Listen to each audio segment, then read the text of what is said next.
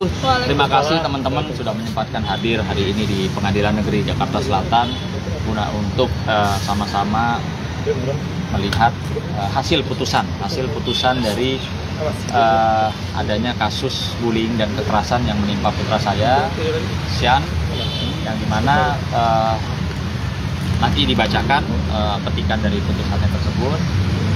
Yang pasti saya selaku orang tua dan putra saya juga bersyukur alhamdulillah bahwa perjalanan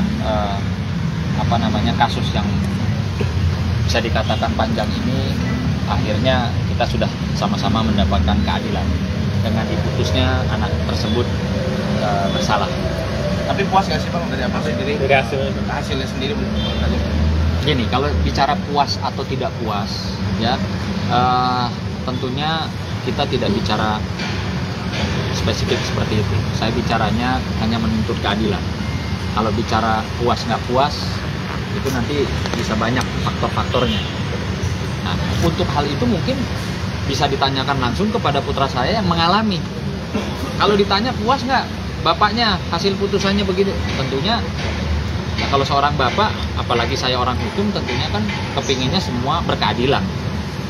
Gitu loh. Masalah tinggi rendahnya putusan ya tentunya kita sama-sama tahu lah. Yang penting berkeadilan dan sesuai dengan itu. Bang, diputus bersalah spesifiknya apa Bang? Iya, nanti mungkin boleh hasil putusannya Abi bisa bacakan. Baik, teman-teman, ini hasil putusan hari ini ya. Mengadili menyatakan anak Muhammad Nur Bagaskoro alias Agus terbukti secara sah dan meyakinkan bersalah melakukan tindak pidana kekerasan terhadap anak. Inilah menjadi sebuah acuan hari ini putusan untuk bagaimana mengedukasi dan ke depan supaya anak-anak ketika di sekolah tidak boleh melakukan sebuah perbuatan yang sama. 2. Mengajukan pidana terhadap anak Muhammad Nur Bagaskoro alias Bagus dengan pidana berupa pelatihan kerja selama satu bulan, ya, selama 1 bulan di Lembaga Rehabilitasi Perlindungan Sosial Sentral Mulia Jaya, Jakarta. 3. Menetapkan barang bukti berupa 1 unit flash disk merek Sandik 16 GB berisikan rekaman video CCTV. 1 unit flash disk berisikan rekaman video CCTV terlampir dalam berkas perkara. 4. Membebankan kepada anak untuk membayar biaya perkara sebesar Rp2.000. Demikian putusan pada hari Kamis tanggal 7 Maret 2024 oleh Agus Tanco Mahendra SH sebagai hakim pada Pengadilan Negeri Jakarta Selatan dan diucapkan dalam sidang terbuka untuk umum pada hari dan tanggal itu juga dengan dibantu oleh Abdul Somad SH MH Panitra Pengganti pada Pengadilan Negeri Jakarta Selatan secara dihadiri oleh alias Nur Aisyah SH MH penuntut umum dan anak pelaku didampingi oleh penasehat hukum. Panitra Pengganti Abdul Muhammad SH Hakim Ketua Agus Tanco Mahendra SH. Saya merasa hakim dengan keputusan tersebut. Alhamdulillah, saya bersyukur saya telah mendapatkan keadilan. Bang Sunan, kalau nggak salah sebelumnya ada perjanjian tertulis dari orang tua pelaku ya. Itu ada denda atau sebelumnya? Jadi setelah hari ini Sian mendapatkan keadilan yang kami rasa juga ya sudah cukup lah ya, karena dari awal memang kami tidak ingin menzolimi yang berlebihan ya, atau ingin memberikan hukuman yang berlebihan, karena perlu diketahui bahwa dari awal memang setelah peristiwa itu keesokan harinya kami bertemu dengan kepala sekolah dan orang tua ya, orang tua anak pelaku, orang tua yang terdaftar resmi di sekolah dan di dinas pendidikan ya. Kami memang meminta supaya anak tersebut tidak dikeluarkan dari sekolah Begitu juga setelah naik ke proses penyidikan, kami juga meminta kepada pihak kepolisian, saya bicara langsung pada saat itu sama Ibu Kanit, Bu, nggak usah, nggak atau tidak perlu ditahan, biar dia tetap bisa sekolah, bisa belajar. Gitu. Makanya hasil putusan ini pun ya buat kami yang penting ada putusan, ya dia bersalah karena sesuai dengan perbuatannya, maka kami juga tidak berpikir untuk banding. Gitu, biarkan saja. Cuma tentunya kami meminta betul-betul dalam hal ini supaya menjadi efek jera dan edukasi buat kita semua, khususnya anak-anak dan orang tua. Kita kawal betul-betul nggak nih anak ini dimasukkan di panti rehab ini untuk menjalankan hukumannya, dan itu yang paling penting. Jangan sampai ada putusannya tapi tidak dijalankan. Buat saya itu saja. Tapi si anak sana dikeluarin ya siapa aja, Bang? Gimana? Dari sana ini yang datang siapa aja, Bang? Saya nggak tahu. Nah, bicara mengenai sampai putusan dari mulai masuk proses penyidikan, orang tua, sekali lagi, orang tua yang kami temui di sekolah berkali-kali dan orang tua yang terdaftar resmi di pihak sekolah itu tidak hadir sampai detik ini. Kami tidak melihat. Nah, mungkin untuk itu bisa dijelaskan sama rekan saya. Bang, tapi untuk anaknya sendiri dikeluarkan dari sekolah atau? Kan saya bilang ya, saya memang tidak minta. Kami sekeluarga sepakat meminta untuk biar anak ini nggak perlu dikeluarin lah. Kayak yang kemarin heboh-heboh, viral, bullying, kekerasan dikeluarkan dari sekolah. Kami memang tidak minta, ya. Kami tetap membiarkan anak itu biar bisa sekolah. Bang, tadi ketika dibacakan putusan, reaksi dari si anak seperti apa? Wah, saya nggak lihat tuh kebetulan. Bang, coba Bang tadi alasan dari pihak yang ini yang mau dibacakan itu. Oh, ini. Tadi mana surat pernyataan? Surat pernyataan. Jadi sedikit saya menambahkan Dari orang tua ya? Dari orang tua pelaku. Jadi pada tanggal 3 bulan 3 2023 atas nama Arif Umayyad membuat pernyataan. Yaitu dengan ini menyatakan bahwa saya akan mendidik anak saya yang bernama M. Bagaskoro dan akan berusaha sebaik-baiknya untuk lebih baik dari sebelumnya. Dan dengan ini saya memohon maaf kepada Bapak Sunan Kalijaga atas perlakuan anak saya yang telah menyakiti anak Bapak Sean atas kejadian di sekolahnya. Dan insya Allah tidak ada terjadi lagi peristiwa semacam ini di kemudian hari. Demikian surat pernyataan ini saya buat dengan sebenar-benarnya. Ada catatannya. Catatannya yaitu apabila terjadi sesuatu yang menimbulkan cedera atau sakit, saya bersedia bertanggung jawab. Artinya orang tua pelaku bertanggung jawab terhadap ke adik Sean apabila ada pemeriksaan ataupun sakit dari biaya rumah sakit. Nah, itu yang kami coba cepat mendorong ke depannya. Ini ada buktinya. Dan ini adalah bukti pertemuan di sekolah. Ini info pembuatan. Coba Bang, agak ke depan Bang. Ya. Kaitan bang. Ini waktu pertemuan di sekolah Sean. Kapan itu Bang? Kapan ini Bang? Pertemuannya pertama kali terjadi. Tadi. Bang, Yang membuat surat ini yang membuat surat tersebut ini Pak Arif. Orang tua. Tuanya.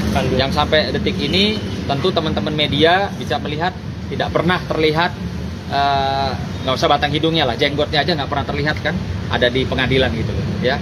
Jadi untuk ini kami juga akan melakukan upaya hukum, tentunya berdasarkan surat pernyataan yang dia buat dan ditandatangani di atas materai. Karena apa? Apa sih tuntutannya? Nah, tuntutannya apa tuh? Nah, untuk tuntutannya itu artinya ke depan mungkin akan ada langkah-langkah hukum baik pidana maupun perdata. Ya. Dengan berdasarkan surat pernyataan ini yang dimana ada catatan yang seperti saya sampaikan tadi. Nah, dasarnya catatan tadi itu ada sebuah invoice dari rumah sakit pemeriksaan kepada adik Sean, yaitu ini invoice-nya, pemeriksaan radiologi dan obat-obatan. Dan itu belum dibayarkan dari pihak sana, kan? Nah, Ini kemarin kita sampaikan ke majelis hakim ya, agar supaya dicatatkan bahwa tidak ada itikat baik ya, tidak ada perdamaian karena memang segala sesuatunya belum diselesaikan. Gitu. Ya. Perjanjian yang dibuat itu ya? Perjanjian yang dibuat ya, kan timbul biaya rumah sakit pada saat itu, tapi sampai detik ini belum. Nah, sehingga tentunya ke depan kami akan melakukan upaya hukum baik pidana maupun perdata terkait dengan surat pernyataan atau apa yang dia perjanjikan kepada kita. Sudah dikomunikasikan belum, Bang? Sudah dikomunikasikan? Kami sudah menyampaikan ke pihak wali kelas pada saat itu. Ada terlampir buktinya, kami sudah sampaikan. Bahkan saya sudah mengkonfirmasi kepada wali kelas daripada anak pelaku. Ya, saya tanya, Pak Guru sudah sampaikan itu invoice-nya ke orang tua pelaku? Sudah, Pak. Apa jawabnya? Tidak ada jawaban. Ini saya mengutip pernyataan dari wali kelas anak pelaku. Dan di sini juga kami mau menanyakan sesuatu hal yang mungkin saja atau dapat dimungkinkan kami melakukan upaya pelaporan pidana tentang memberikan keterangan palsu dan menghilangkan asal usul. Mungkin Mbak Nuning bisa sampaikan, monggo Mbak. Jadi bisa kita sampaikan di sini, ini kan ada data yang komplit yang masuk ke Dikti bahwa atas nama Muhammad Nur Bagaskoro ini ibu kandungnya Mona Lisa. Jadi udah ada bukti di sini yang masuk ke Dikti, ibu kandungnya ini Mona Lisa ini dan Bapak Arif. Iya, dan Pak Arif. Sudah jelas di sini. Kalau di sini sudah data masuk ke Dikti seperti itu dan mereka memungkirin bahwa mereka bukan ibu kandung dan ayah kandung, ya bisa kita pastikan kita akan tempuh upaya hukum pidana untuk memberikan keterangan palsu itu. Mbak, artinya putusan hari ini pengaruhnya dengan ini seperti apa, Mbak? Pengaruhnya, kalau pengaruhnya nggak ada ya, kan sesuai putusan ini tadi kan sesuai pasal 80 Junto, pasal 80 ayat 1 Junto, pasal 76 huruf C Undang-Undang Nomor 35 tahun 2014 tentang Undang-Undang Perlindungan Anak. Jadi sudah jelas, putusannya sudah jelas, sudah ada petikan putusan yang tadi dibacakan oleh rekan Abi juga. Dari sini kita juga akan menempuh upaya hukum pidana. Kalau ini tadi kan sudah ada putusan perdatanya, ini pidana kita juga akan tempuh dengan memberikan keterangan palsu karena udah jelas ibu kandung Mona Lisa. Di sini sudah ada untuk masuk ke Dikti. Tapi kenapa kok mereka mengingkarin kan gitu? Kalau memang mereka bukan ibu kandung dan ayah kandung, kasih dong kita legalitasnya apa kan gitu. Jangan bisanya ngomong kalau kita orang hukum, siapa yang mendalilkan, dia yang membuktikan kan gitu. Kalau pihak sekolah maksudnya hari ini hadir juga? Nggak ada. Pihak sekolah tentunya kemarin karena saya sudah menegur. Kenapa yang kami lihat pihak sekolah itu, bahkan kami sempat berprasangka atau menduga kenapa seorang pelaku itu ditemani, dianterin ya dalam proses sidangnya oleh pihak sekolah. Dan dalam hal ini kemarin kami melihat bahwa kepala sekolah mendampingi anak dari pelaku untuk sidang, yang dimana kepala sekolah dan wali kelas tidak dipanggil atau tidak diperlukan atau tidak diundang oleh pihak pengadilan. Itu menjadi satu pertanyaan bagi kami, apa sih gitu loh bedanya Sian yang sebagai korban dan Bagas itu sebagai pelakunya, apa bedanya? Dua-duanya murid di sekolah tersebut, dua-duanya bayar di sekolah. Tapi dengan adanya peristiwa seperti ini, ya semenjak awal kenapa Sian tidak pernah didampingi? Ya, garis bawah tidak pernah didampingi oleh pihak sekolah dalam ya menjalani proses hukumnya. Tapi kenapa sebaliknya yang kami lihat kemarin, dan mungkin teman-teman media sempat mewawancarai dan ada pengakuan memang mereka hadir kemarin itu untuk mendampingi pelaku. Ini jelas-jelas mencederai atau melukai hati orang tua dan mungkin anak korban. Kenapa seorang pelaku malah didampingi oleh pihak sekolah?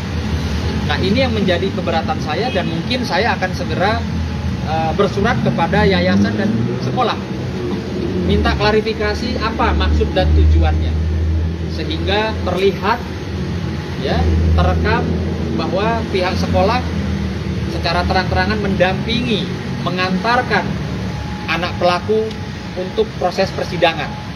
Sementara Sian nggak pernah didampingi. Sian, ayah mau tanya, kamu pernah nggak didampingin sama pihak sekolah untuk pergi ke sidang sini? Tidak pernah. Kamu pernah nggak ditanya, Sian mau sidang bagaimana rasanya, apa gimana?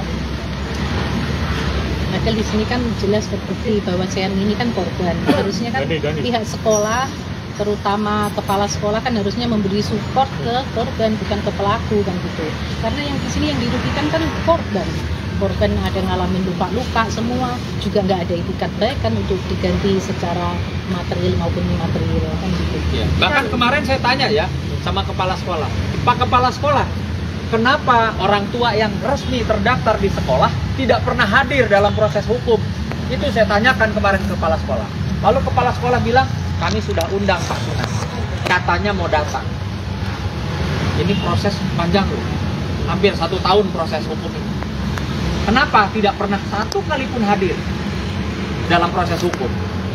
Apakah sekolah tidak punya wewenang, saya bilang, untuk menghadirkan ya orang tua tersebut dalam istilahnya, kan tugasnya orang tua dong, ngawal, ngantar anaknya kan tugas orang tua, iya kan? Nah, kenapa saya bilang tugas orang tua? Karena sampai detik ini yang kami ketahui secara legalitas pun orang tuanya ya Arif dan Mona, ya sesuai dengan surat pernyataan, sesuai dengan foto dokumentasi di awal yang di mana saudara Arif ini membuat surat pernyataan di hadapan kami semua.